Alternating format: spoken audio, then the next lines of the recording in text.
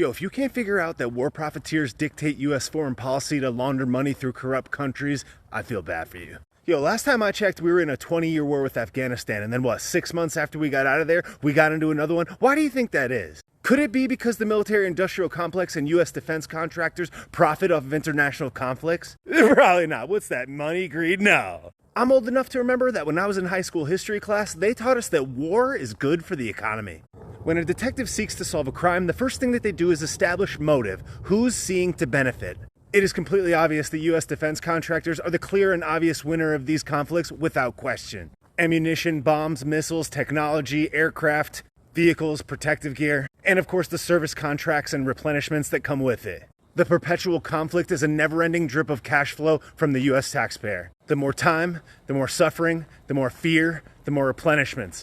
Endless flows of these goods are being shipped overseas with no mechanism even in place to trace them. Our supposed leaders have difficulty tracing, tracking, and distributing U.S. dollars here at home. You think they're going to be able to track munitions and weapons that get shipped overseas? Forget about it. Once these things leave the factory, or better yet, our shores, they might as well dump them into the ocean. It's highly probable that large percentages of these goods never even make it to their destination and get sold on the black market or to a variety of other countries that don't like us very much. The politicians and supposedly public servants that are tasked with sending us to and keeping us in these endless conflicts are financially incentivized to create and sustain them. The largest U.S. defense contractors are publicly traded companies, and members of the House and Congress are able to purchase their stock legally without question. They know when contracts will be granted, rewarded, and replenished. They can legally insider trade on this knowledge, and many of them hold stocks and publicly known positions in these companies. Not to mention all the family members, co-workers, and close connections that are also financially incentivized to invest in these and give them secret kickbacks of which none of us know about. There are a countless number of ways to legally facilitate these financial kickbacks. The easiest way is favorable rates or conditions passed down to that person individually making purchases or a business that they may own or invest in. Another way is through board positions, speaking fees, or consulting fees paid out during or after their time in supposedly public service. While they're serving, defense contractors, lobbyists, attorneys, and nonprofit organizations that are all in contact with these supposed public servants can commingle information over lavish dinners. Nonprofits and charities can make donations to certain campaigns, keeping these people in power and reelected and getting them appointed to certain boards that make decisions that relate to their business. The lobbyist serves the nonprofit services the politician serves the company that the lobbyist represents. The politician supports the conflict supports the defense contractor, and the money goes around in a circle. These exact same entities then funnel the cash downward to the respective industries that support this grift. They then become financially incentivized to look the other way. This would be technology, shipping, logistics, raw materials, storage, manufacturing, financing, etc.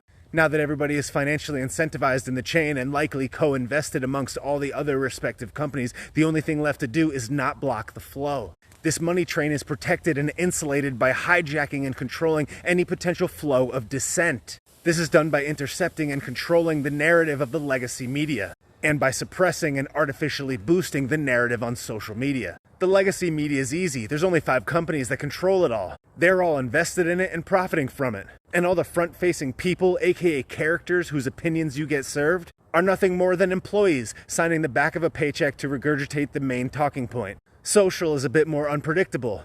So you create phrases and terms and new laws that limit what people are allowed to say by putting it under the guise of some other thing: misinformation, disinformation, hate speech, etc.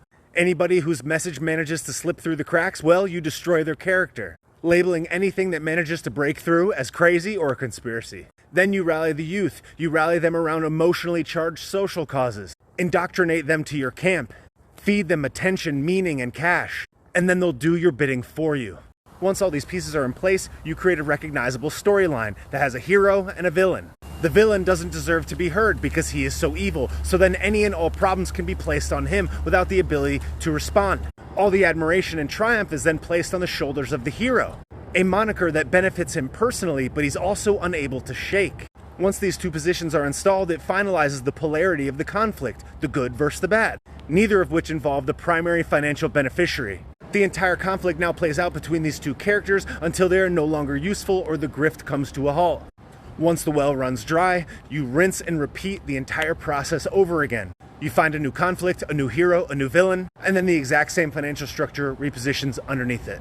This is hard for the average person to imagine because they don't understand how a person could be so careless and flippant with human life. But money, greed, and evil are compelling, and people have taken lives for less. This is how the war machine works and how you pay for it. They bank on your ignorance, your short-term memory, and your carelessness to political happenings. They keep you occupied, distracted, and entertained while they milk you dry. And if you dare to try to figure it out, they give you every indication that you should turn around and walk the other way. But hey, what do I know?